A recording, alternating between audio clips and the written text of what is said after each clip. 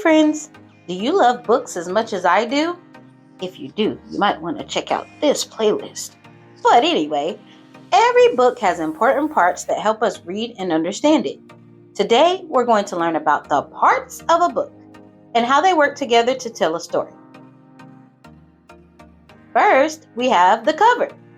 This is the front of the book. The cover tells us the title of the book and sometimes shows a picture to give us a hint about the story. On the cover, you'll see the title of the book. This tells us what the story is called. Below that is the author's name.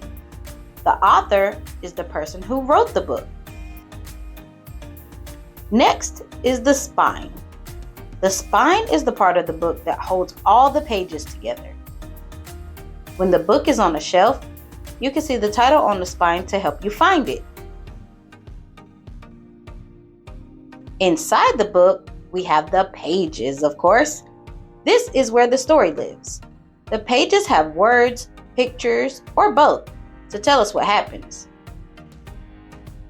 Don't forget about the back cover. Sometimes it has a summary of the story or fun facts about the author. It's like a sneak peek of what's inside. Great job, friends. Let's recap.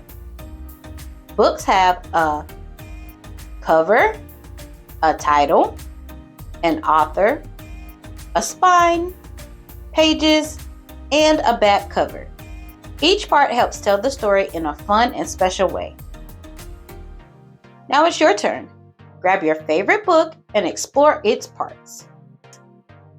Don't forget to subscribe to Shon Stories for more reading, singing, laughing, learning, and growing. Bye, friends.